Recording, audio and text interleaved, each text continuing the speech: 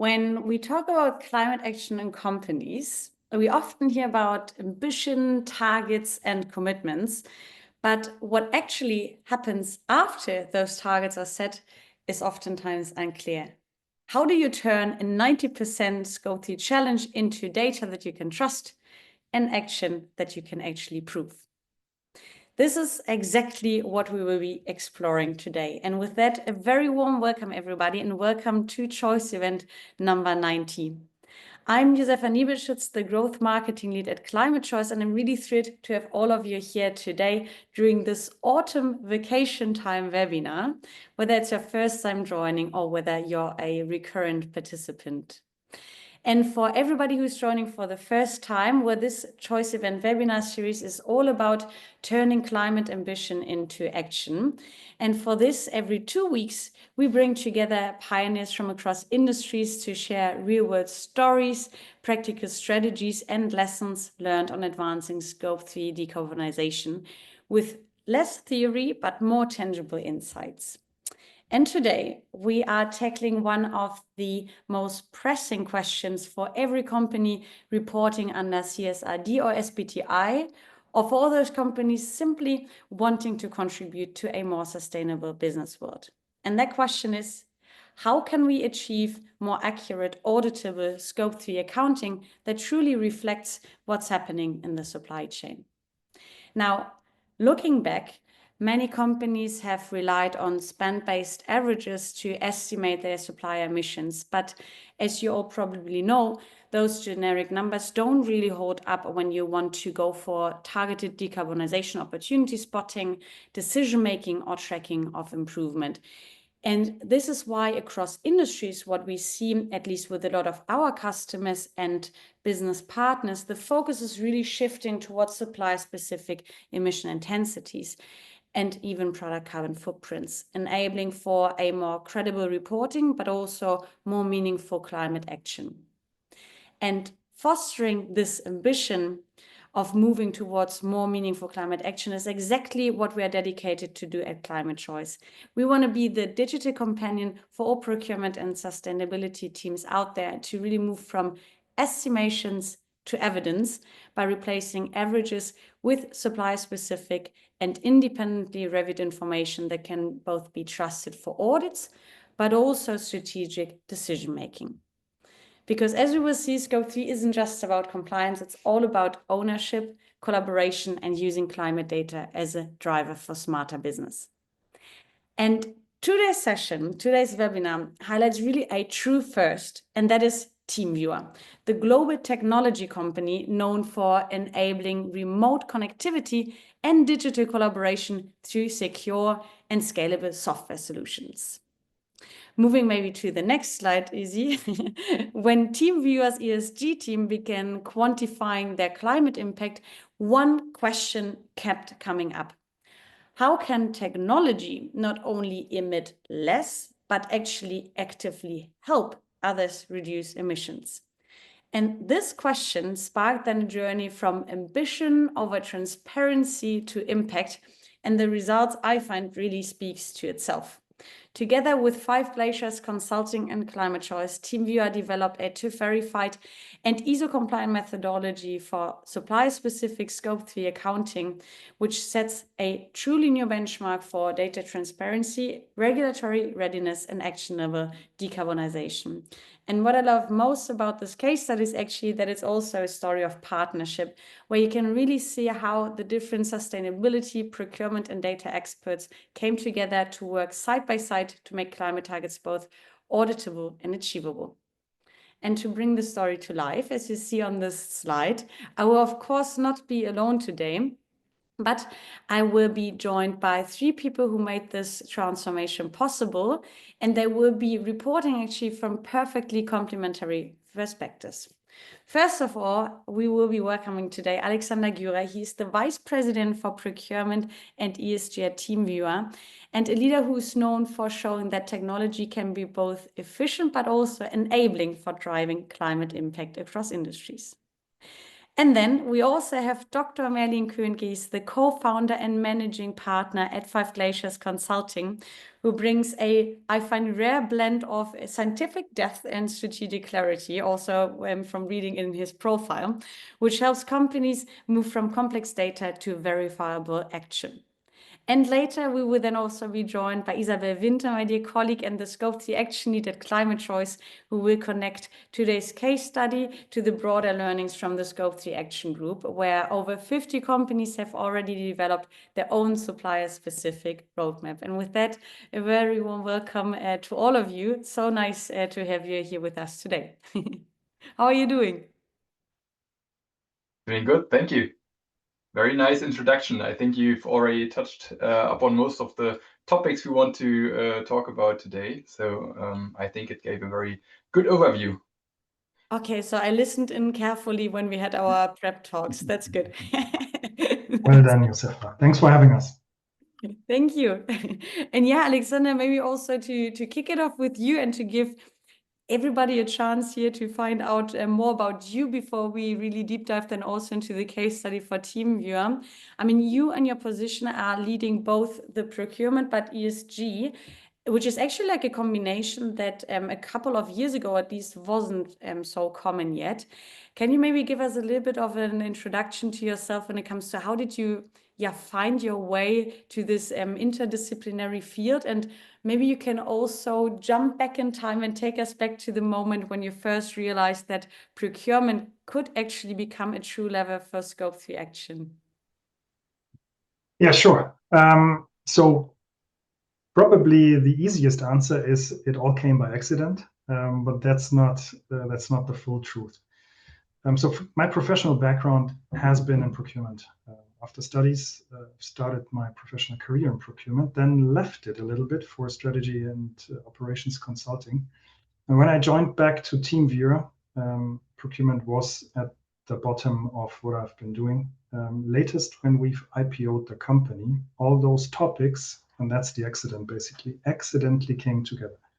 There was a lot to do, a lot of migration, a lot of growth happening in the company and then a company's organization. And then I brought all of my play fields together, which came in not only with procurement and ESG, but also led into some other scope relevant topics like office management and travel management. They're all under my responsibility, which is basically addressing a significant portion of our emissions and of our spend. And that's the answer to your second question. That's the interesting part about combining these roles. On the one hand side, you have your sustainability topics. You also lead the sustainability strategy.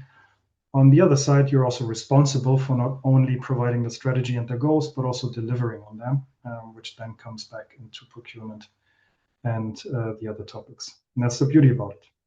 Nice. Yeah. So basically, you're creating this entire loop, right? Of setting the targets, delivering on it, and then potentially also having a look at the results and improving at it all in one function. Nice. Correct. So good accident, I would say, at this point. Thank you so much. And Merlin, I was reading an interview with you that was also being made for the last sustainability summit.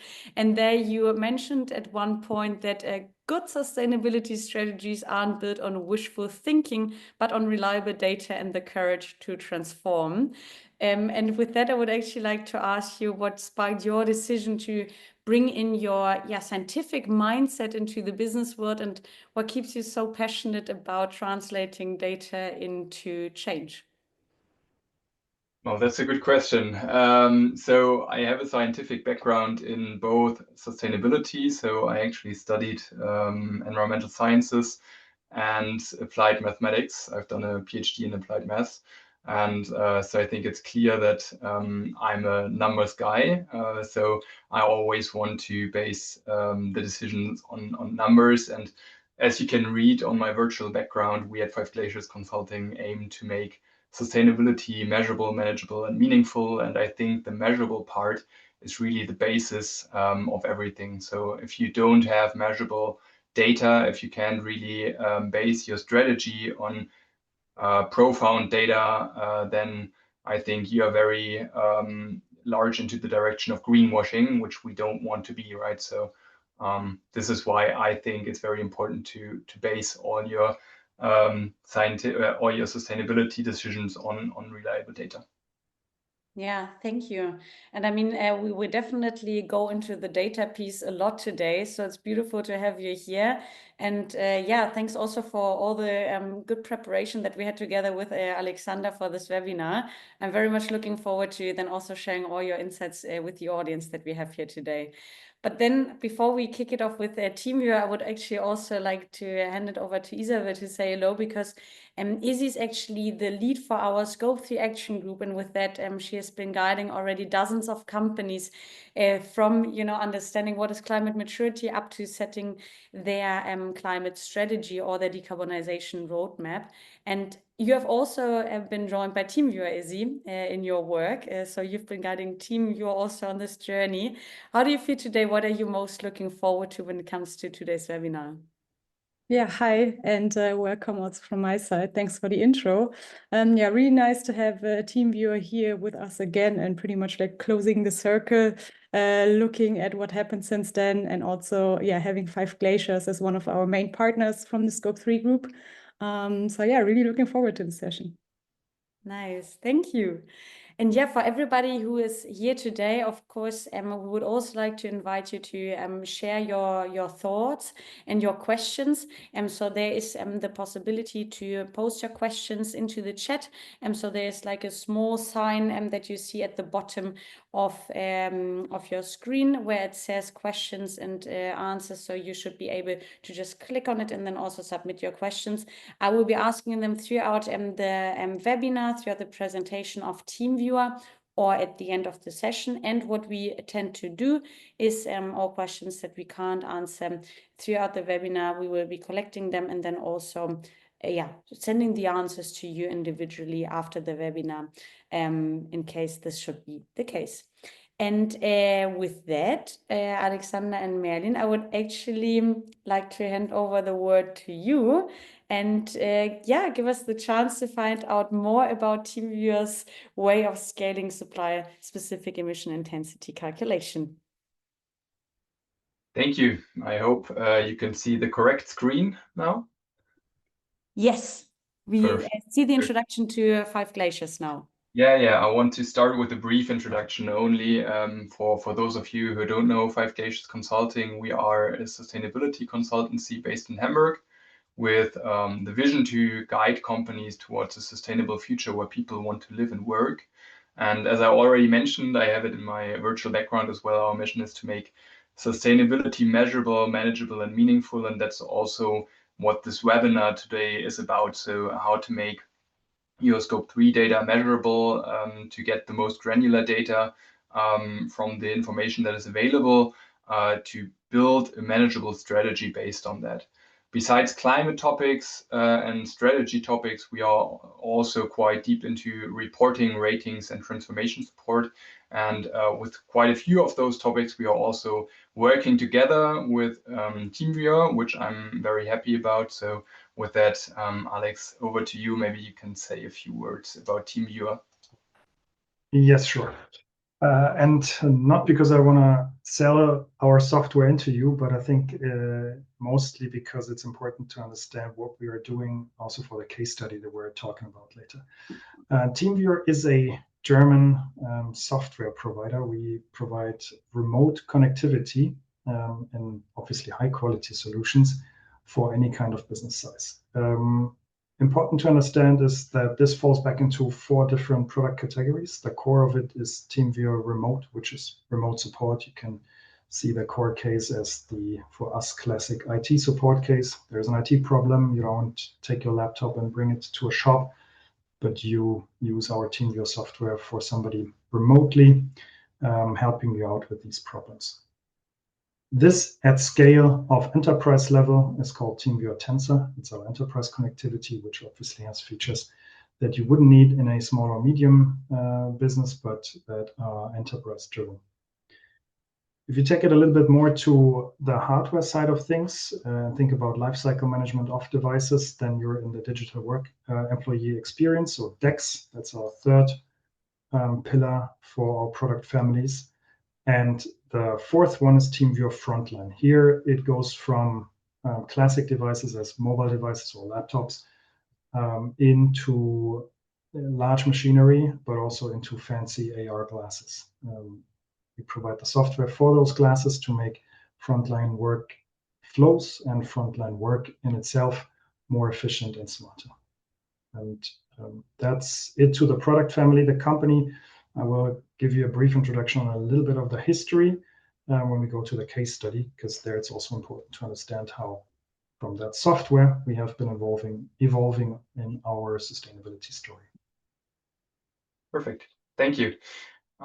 So I think, Josefa, you already gave an excellent introduction on what we want to cover today in this webinar, but maybe for those of you who dialed in a little bit late, so what do we want to do? We want to show today how accurate and audible supplier-specific Scope 3 accounting can be achieved based on a case study. So this last point, we want to receive practical insights from climate industry leaders from TeamViewer.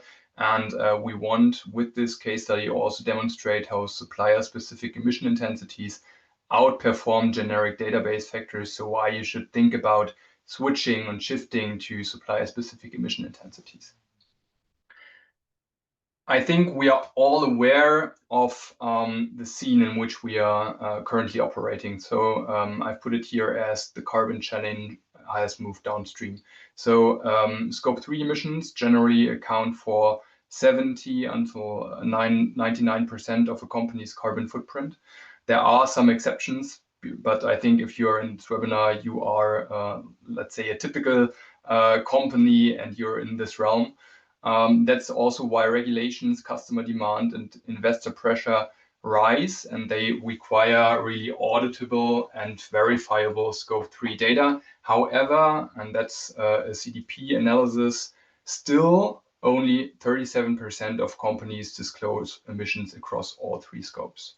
If you are working in the field and you are working together with many ambitious companies, you might not believe that this number is true, but CDP has a quite profound study behind that. And I find it a little bit alarming, to be honest, but that's the reality in which we are currently operating in. Companies, however, need verifiable and comparable methodologies to move forward and to also build their climate strategies on reliable data. However, this is not as easy as it sounds, as you can see here on this slide, because as data granularity increases, the data availability tends to decrease, right? So you can start with statistical data, and that's maybe even good to do if you want to do a first materiality assessment and see which Scope 3 categories might be relevant for your company. But then most of the companies quite quickly move towards spend-based data, because expenses for business activities most of the time are transparent also for your financial accounting. If you want to switch to activity data for some Scope 3 categories, and this, in particular for Scope 1 and 2, that's also quite easily done. But if you think about procurement, purchase goods and services, it tends to be quite cumbersome and difficult at times, especially because you have to take into consideration that for some categories you still use spend-based data and you don't want to do double counting with the activity data and the spend-based data. Best-in-class companies actually try to use supplier and customer-specific data. That's emission data provided by suppliers. And the most, I think, relevant or the most common number that you think about here is a product carbon footprint. The problem is that product carbon footprints are really not available in most of the industries throughout the product portfolio yet. And that's not only a problem because the quality of your CCF, of your carbon footprint, decreases. It's also a problem because with poor data, you lose action. You lose actionability because basically, if you rely your corporate carbon footprint on statistical data, you can't do anything to reduce your emissions, right? If you base it on spend-based data, you can reduce your spend. I think that's what you would have done anyways if you could do it. So it's really important to move up the ladder. We've called it here Scope 3 data trade-off, to get activity data or supplier-specific data to make your data actionable and also to make your strategy actionable.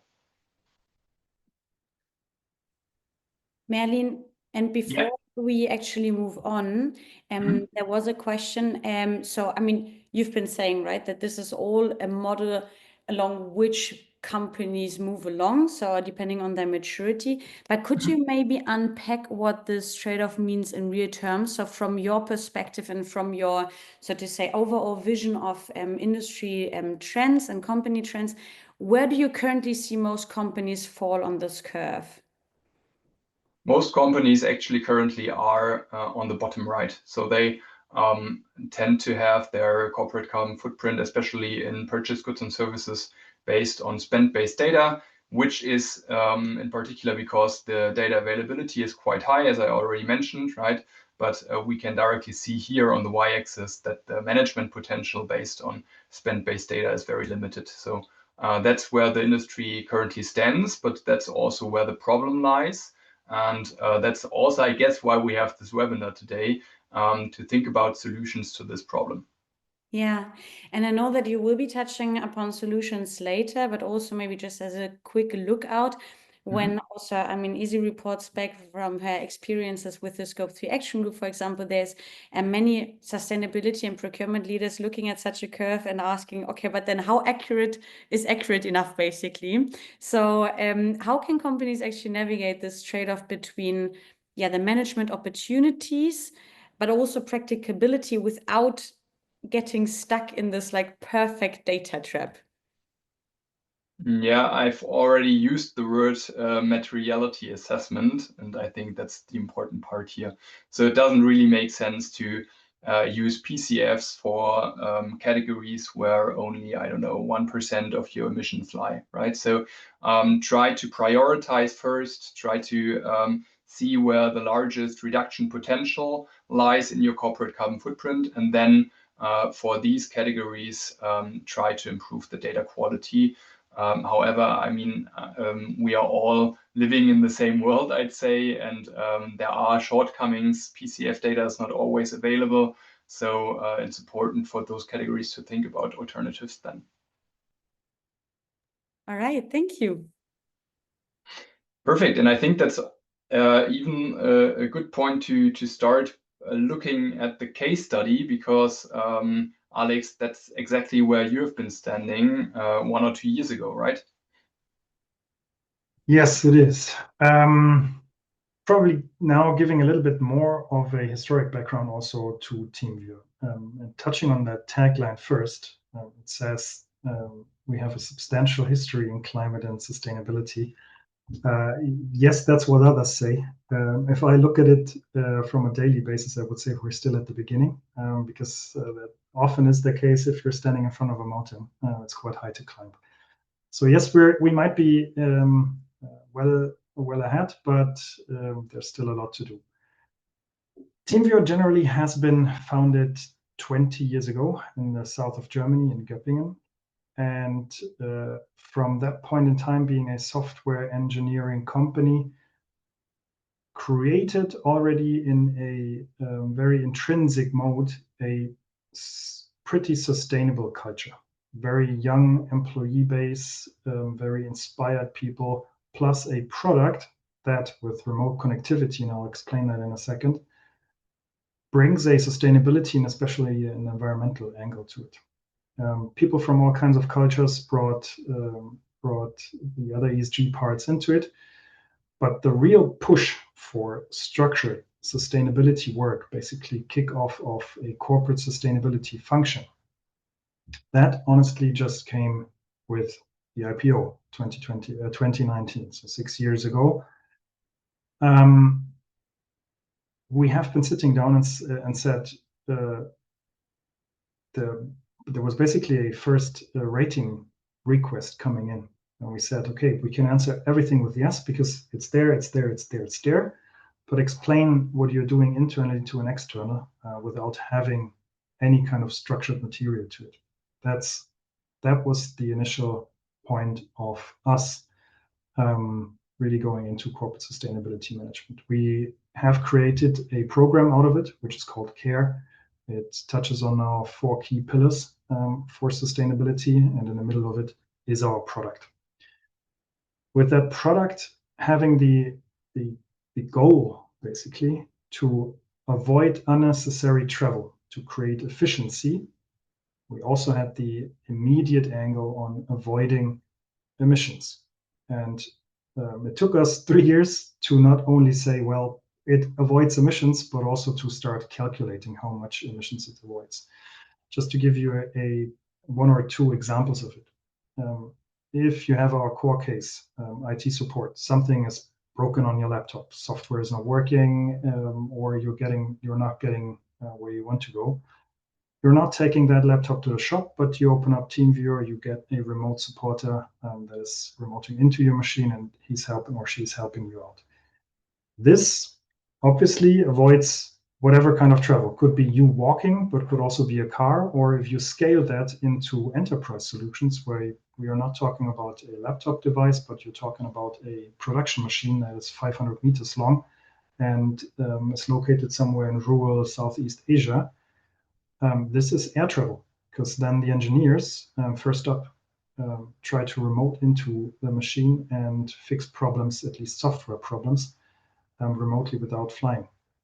This is everything that was being put together into our avoided emissions study, and it came out with 41 megatons in emissions per year, roughly, that are being avoided by this software. Then when we also increased our angle on reporting, we figured that the corporate carbon footprint that we provide ourselves, even if we have been calculating our avoided emissions and probably have an angle to discuss that with our customers, we really need to have a rock solid corporate carbon footprint, and ideally also a rock solid product carbon footprint. Which was the moment in time when we said that's not capable for us doing it on our own, but we need professional help. Plus, we have a clear target to get that also verified. We jumped into the Scope 3 group because Scope 3 is super important for a software company, and I'll touch on that in the next slide. But we were also already preparing for the journey to CSRD reporting. We are a tier 1 CSRD reporting company. 2024 has been our first CSRD not ready, but CSRD proper report. If you see our annual report, this already includes a finished CSRD report. Now, I said Scope 3 is super important for us. So considering a software company, the amount of emissions that you have in Scope 3 is already pretty high. Merlin has touched on this is up to 99%. We are on the top, probably a little bit even over the top of that edge, for the reason that we are asset light. We don't own a lot. Our buildings are rented, but also our product backbone, our entire router server landscape is procured. It's leased. It's not bought. We don't run a single router server landscape production somewhere on our own. Which means for all our emissions, or for most of our emissions, they fall back into Scope 3. So that's a super important category for us to manage. Plus CSRD obligations and all the other rating obligations that we have, an SBTi commitment that gives us an angle on really taking this serious. Carbon accounting, as I mentioned, is the basis of it. So we want to have an as accurate as possible footprint. And we also, with the inclusion into CSRD, are obliged to have that audited by our auditor. Now, the point that Merlin mentioned, and the point that Merlin, you will elaborate later on, if you look into your corporate carbon footprint and the calculation of it. You've also touched on the question of basically how far do you want to go? How accurate do you want to be? For us, the key question was, how much can we do on our own? And how much do we really need external support? We're a pretty small sustainability team. So the company nowadays has around 2,500 employees. Sustainability is being managed by, well, a handful at max. If you take full-time employees, it's probably only 1.5 people. So here comes your answer already. External support is needed on a knowledge basis, but also on a we just need the hands to do it basis.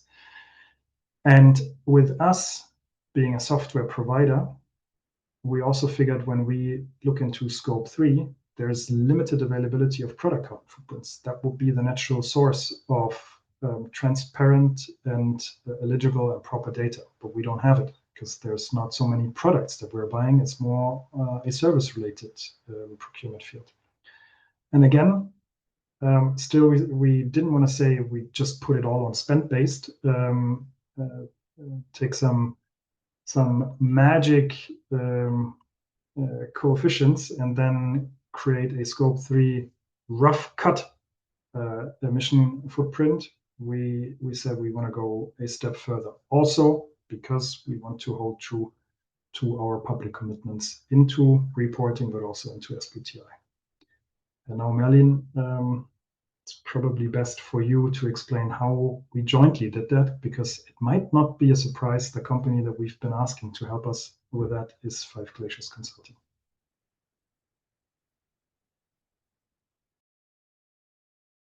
Merlin, you're mute. Thank you. So I just want to add that actually, even for other companies in different industries which are more product related or more product heavy, PCFs are quite limited, right? So we are all, at least most of the companies, at the same spot that we want to make our CCF, our scope 3 data more actionable, but we don't have PCFs available. And we could now stand there and say, well, we use spend-based data or proxy data forever, as long as there is no PCF available for us, right? However, we were not really happy with this approach, with all the factors that Alex already explained, for instance, the SBTi commitment. We thought it's better to come up with another solution to take the information that's readily available and try to make it as manageable as possible. So I put the quote here, the best way to predict the futures to create it. That was basically the approach that we wanted to take. And the decision we ended up with was to use spend-based supplier-specific scope 3 data. You might wonder now, because it's still spend-based, right? And it really is still spend-based. So the idea is to use spend-based data, but to make the spend-based data really supplier-specific and not only use generic spend-based database factors. So the idea actually in detail is that we use publicly available data, so reported emission data of companies that TeamViewer, for instance, procures services from, and we calculate a spend-based emission intensity based on the revenue of this particular company and based on the upstream emissions, so scope 1, 2, and upstream scope 3. You get a KPI there, and you can multiply this KPI with the share or the spend that TeamViewer or any other company has with this particular supplier. And with that, you get a good idea of how high the emissions associated with this supplier actually are. And you have a management possibility associated with that, because based on that, you can discuss with your supplier how you can actually reduce these emissions, but you can also decide on switching suppliers if you want to. Josefa already mentioned that we have done that in a great joint partnership effort. So obviously TeamViewer and we as 5 Glaciers Consulting have been working together, but we also joined forces together with ClimateChoice because we wanted to make the solution as, let's say, scalable as possible. And that's where software obviously is very helpful. So ClimateChoice uses the platform to scrape publicly available emissions and revenue data of the companies that we need to calculate these emission intensities. They already did the data cleansing and the data preparation. So everything we were left up with is to make a few quality and plausibility checks for the data just to make sure that it's auditable in the end. And based on that, to multiply the KPIs with the spend to get the emissions for TeamViewer. And the result is that we are able to overcome what we've introduced before as the Scope 3 data trade-off. So basically, with the supplier spend intensity, you have a higher ease of collection. So it's not that you need product carbon footprints that you have to ask all the companies for, but you just take the KPIs that the companies report anyways. But you also have, as I already mentioned, a quite high management potential, and you can start discussions with your suppliers based on that and make decisions based on that. And the use of an automated platform, the use of ClimateChoice, makes it even better because the ease of collection and the data availability due to the automation becomes even higher than it already has been before. I want to take a Josefa, I think you have another question coming in, right? Yeah, there's another question. Basically, looking at the impact, right? Because you've been mentioning now quite sometimes the management possibilities from supplier-specific or supplier-spend intensities. And I guess, I mean, this can go to the two of you, to Merlin and Alexander, but there was a question on the biggest insight that actually emerged once you switched to this data or to more transparency, and what kind of operational shift did this trigger? Was there anything particular coming up, Alexander, that surprised you that you would like to mention here? Wouldn't want to touch on individual companies, but overall it was surprising that partially the drop in the estimated footprint that we had before versus the supplier-specific footprint that came out of the ClimateChoice data was so high that we partially even thought it must be wrong.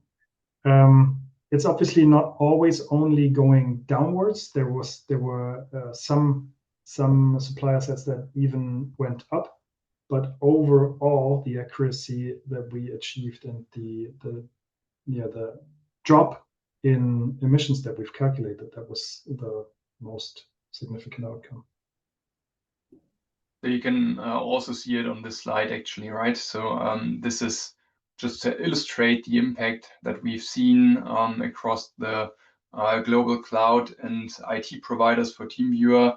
The 1,000 tons of CO2 equivalent are made up, but it's true that we've seen a decrease of 34% in the emissions. That's obviously not a true emission reduction, right? It's just a factor, or it's due to the increasing granularity. And that is also what we would expect for most other companies to happen, because the Scope 3 data that you use, the generic database factors, are intentionally calculated quite high and conservative. Yeah, and then I think, I mean, you just touched upon a very important phase or piece, right? So, I mean, the accuracy is higher, reported emissions are lower, but yet, I mean, there's the decarbonization still to happen along the supply chain. So maybe Alexander, differently put, and what kind of like business implications does this new transparency allow you? So how is your team now working with this result? And yeah, what does this really mean for your business decisions? So how do you align procurement KPIs with carbon or sustainability metrics, and now that you have more transparent data available? Interestingly, one outcome is that in our procurement decisions, we factor in ESG, but especially climate data requests. So especially new suppliers that cannot really provide data, they are falling short. It's not the ultimate decision trigger, but it's definitely now on our radar because we've seen the impact. And it's operationally the most important thing for us. Right, thank you. So looking at the time, I think we have to speed up a little bit. We've already touched upon this slide, right? So we've seen a decrease in emissions, which is not a real decrease. It's just an increase in granularity. And that's also what it's all about. So if we think about which value add do you have as a company in using these spend-based supplier-specific data, it's a tool to identify decarbonization actions and opportunities within procurement. If you use this approach and later on you have a decrease in emissions because your suppliers actually reduce their emissions, then that really reflects a real world action, right? And it's not only a database artifact. And an important part, which I already touched upon, is that using ClimateChoice as a platform makes the methodology scalable and really allows you to scale that up in your entire procurement. However, there are some watch outs. So as I've already mentioned on the previous slide for TeamViewer as a specific example, the methodology alone is no decarbonization. It's just a transparency tool. And you should not market reductions due to the methodology changes as real reductions, right? So this would be simply greenwashing. And also, you should be aware of that the methodology change in general leads to a decrease, but obviously it can also, for specific suppliers, lead to an increase in emissions. Furthermore, it is a quite new methodology. It's not very often used, so we would always advise to be very proactive in your communication with the auditor to make sure that in the end everything is audit proof. And I think to finish, I just want to say that it really depends on your company what you should do, right? So you should not take the first step and use supplier-specific emission factors if you haven't done Scope 3 inventory once before. So always start simple, build your first estimate, prioritize based on that, then evaluate your business model. For some very particular business models, for instance, in chemistry, there are many PCFs already available. So you can use the PCFs for your products. And if PCFs are not available for all the companies, or if you are in another industry, we would advise you to use supplier-specific emission factors as early as possible for the most material categories to be able to act based on that, to engage with your suppliers, and also to prioritize your suppliers later on to reach your decarbonization targets. So I think to sum it all up, you at least hopefully took away 3 key insights on Scope 3 accounting today. So reliable Scope 3 assessments depend on consistent, transparent, and well-structured data inputs. So you always have to build a solid data foundation first. Then you can use supplier-specific insights. In particular, when PCFs are unavailable, you can use the supplier-specific spend-based emission intensities. And this now forms the basis for scalable implementation and also your decarbonization efforts later on. Thank you. What a very nice presentation. I enjoyed it a lot. I mean, I already liked our pre-talks to it because I really find that your case study together, I mean, between 5 Glaciers, ClimateChoice, and then TeamViewer captures that yeah, the evolution that we are seeing across industries. So trying to get from estimations to more evidence. And what I also like is how you showed that you've been creating some sort of like a living system. I mean, Alexander, you also touched upon it in the beginning, right? In your intersection between ESG and procurement. So where you're really trying to connect supplier data, procurement processes, and then also corporate reporting in one continuous loop. So thanks a lot.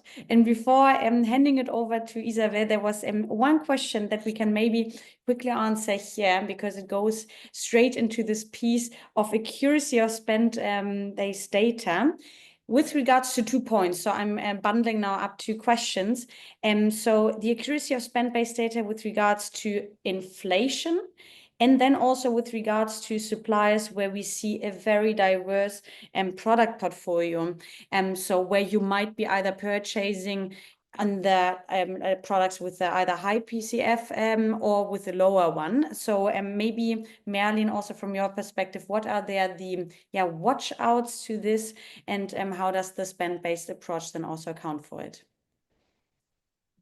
Yeah, so for the inflation part, it's simply important to reflect inflation in your calculation. So if you use spend-based emission factors independent of whether it's spend-based generic database factors or whether it's spend-based emission intensities, you always have to make sure that you reflect for currency changes, for inflation effects and stuff like that. So that is an important point to keep in mind. And the other question, yeah, I liked it a lot actually, because that's one, let's say, shortcoming of the methodology.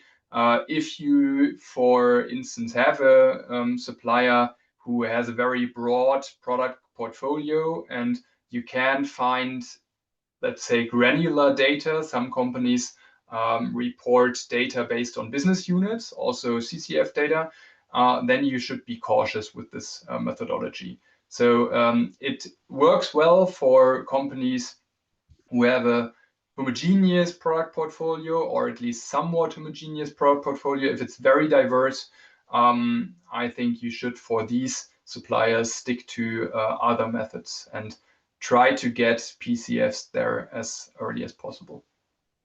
All right, thank you.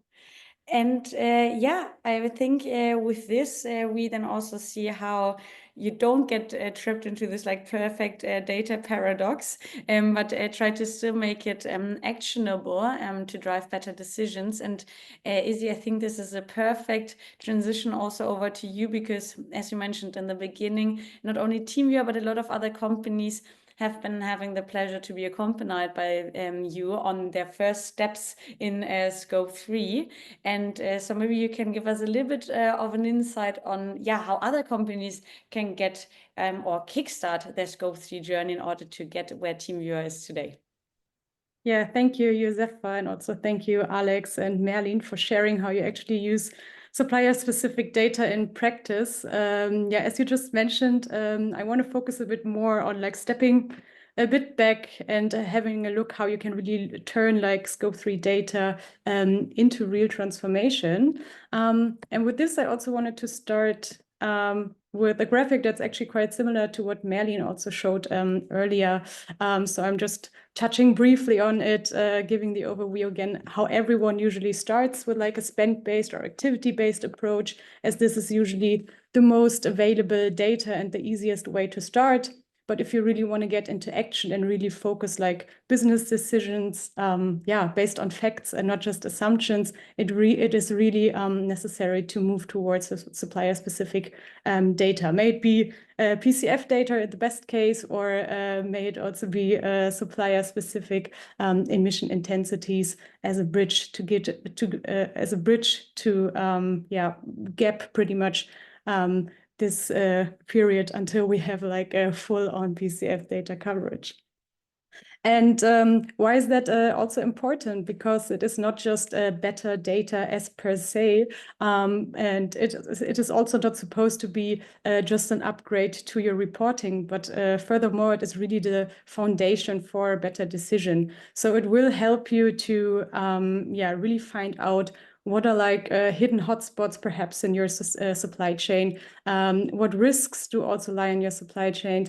But as again, also like how can you drive better procurement decisions that then actually, yeah, really like drive cost, but of course also carbon reduction. So yeah, talking about climate choices here, if you ever wondered where the name is coming from.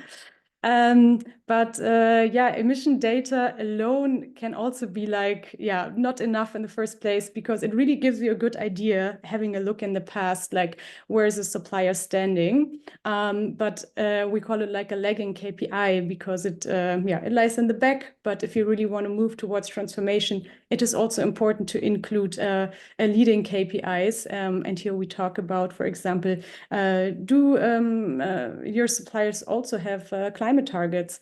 Are these climate targets also aligned with your climate targets? Are you there on the same page?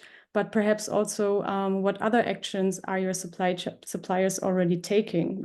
May it be like, yeah, green energy or yeah, energy efficiency programs they are running. Yeah, really getting also like an overview here and pretty much like the big picture of the climate maturity of your suppliers. And with this, there's actually a proven path that we could see, like, or pretty much like, I could also call it a best practice already that established over the last couple of years. And I think Merlin was also touching on it, like prioritizing your suppliers early and perhaps even without having like the perfect data yet. So for this, the yeah, evaluation of the climate maturity and also the data availability at your supplier level is really like yeah, important in order to make this categorization based on like climate maturity, but also on the impact that a certain supplier has on your company in terms of like Scope 3 emissions or also in terms of spend. And I think what is like really important to highlight here is that it of course makes sense to focus then on your suppliers that already have like a high maturity and that also have a high impact. So in the best case, you already have like a good relationship with them. And I would call it, yeah, the low-hanging fruits for decarbonization or for joint decarbonization action. So those are really like the suppliers that you would collaborate further with, intensify your relationships, perhaps even co-innovate. Yeah, instead of like focusing on those suppliers, for example, with like a low maturity and low impact that are not, yeah, willing to move or develop very soon. And what are learnings for this? Yeah, action over perfection. I think we heard it a lot today, and I think it accounts for like several parts of the process. It accounts definitely for the data to start with, but also for the whole process, like how you want to engage your suppliers.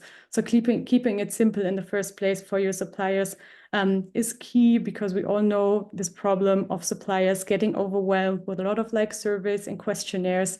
And that's where we at ClimateChoice have this framework very much focused on climate.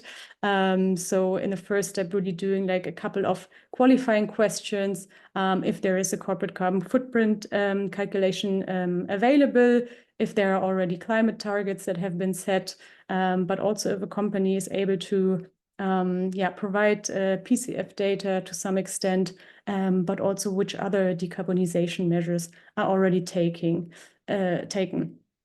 And here, I guess, yeah, it also makes sense to not start with like 1,000 of suppliers, but narrow it down to your most, yeah, carbon strategic suppliers. Usually they account, I mean, it's like a roughly Pareto principle number, but we say like for 80% of your Scope 3.1 emissions, and really get an understanding of their supplier climate maturity and also data availability.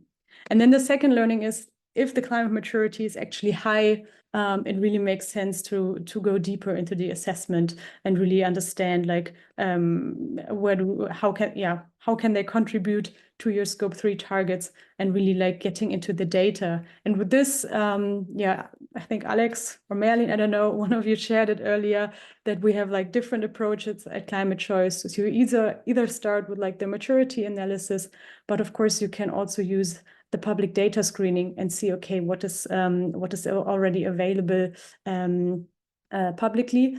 And then what ClimateChoice really supports you with is the standardization of this company, but also product level data. And with this making it really like scalable, but also, yeah, really like actionable for you and for your supply chain decarbonization. And yeah, if you feel like you don't want to do this all by yourself, or you feel like, okay, it would be really helpful to also talk to like other companies that are doing like exactly the same, that are also wanting to move forward with their Scope 3 action, then I definitely invite you to join the Scope 3 Action Group, which is our peer program for procurement and climate leaders. As you can see, TeamViewer, mentioned it before, also started their data collection journey here in the group. And what we do is pretty much follow exactly the same process. So we do like first, understand like what is really like the business case for you and your company, then really go into supplier analysis. How does the climate maturity and data availability look like in your supply chain? And how can you build upon this? Like which suppliers would you engage for like further data sharing? What are next steps? How can you include the data into your carbon accounting? And how can you derive other measurements from this?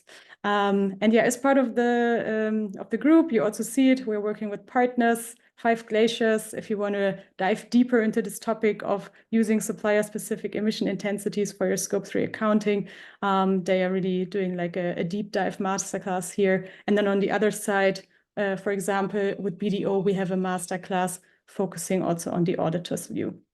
So next group starts March 26th. If you want to know more about it, feel free to reach out. And with this, Josefa, I already see you on stage, so I give it back to you. Yeah, thank you so much, Izzy, for also joining this overall approach. And I think one question that often comes up, Izzy, when we look at this group is also for whom is this made, right? So which kind of maturity level are we actually targeting? So maybe just to give the audience a little bit of a glimpse on it, you can give us some insights. Yeah, actually, we do always have like different levels of maturity. So even if you already are like approaching some of your suppliers, if you have like first like pilot projects with your suppliers, then you can still learn a lot during the group, I guess. If you're really at the beginning of it and you want to kickstart it and you really want some guidance and some exchange with other companies, this is also like the perfect way to do it.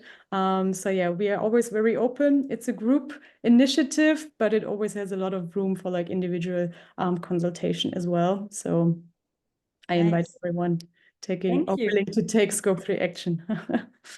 Yeah, and talking about individual consultation and individual points of view, Melly, maybe to wrap it up from your perspective, if you just said one key advice to give to companies just starting their Scope 3 journey, what would it be based on the information that you shared also throughout this webinar?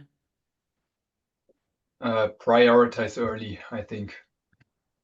So don't try to make everything perfect from the very get-go, from the very beginning on, but prioritize early and try to make your CCF as granular as possible for those categories where it really matters. Thank you. Yeah, so not getting trapped there, but really looking at making progress. And Alexander, we already looked at, so to say, the historic timeline of TeamViewer's journey in Scope 3. But moving forward and to also end on a more optimistic note, if you want to, what gives you the most confidence or excitement in these, maybe sometimes quite troublesome times, but yet about the future of Scope 3 decarbonization, be it within the context of TeamViewer or even across the broader industry world? Yeah, I personally hope that with all the discussions we're having in politics and in macroeconomics, that we will not let fully loose on our climate targets. There might be a little bit of a dip also in the public perception, but at least from our perspective, we are continuing our work. We have our SBTi commitment. Yes, it's not 2030, which would probably now be a problem. But it's 2040. We will continue with our story. We will continue digging deeper into Scope 3. And we also took the advice that Marlene has provided. We started small and we are continuing to scale. And at the end, the the climate and nature will prove us all wrong or right. There's nothing we as humans can do other than accepting the mathematical and the scientific facts and really work towards a more livable future for us and for our kids. Yeah, thank you. And continue is exactly, I think, the perfect transition word also for me, because as we all continue working to really make our targets come true, so to say, I would also like to invite everybody to continue the conversation. So save the date for November 6th, when we will be joined by Scott Bryant, who is the group lead for environment and climate at Telefonica Germany, and where we will get some insights into how they are scaling their product carbon footprint data collection across the organization. And with that, thank you everybody for joining, and a special thanks, of course, to Alexander and Merlin for sharing this very interesting case study and on closing the loop between sustainability, procurement, and suppliers in such a beautiful way. And thanks also for Izzy for bringing in the perspective for everybody who wants to get started. And with that, a beautiful day ahead.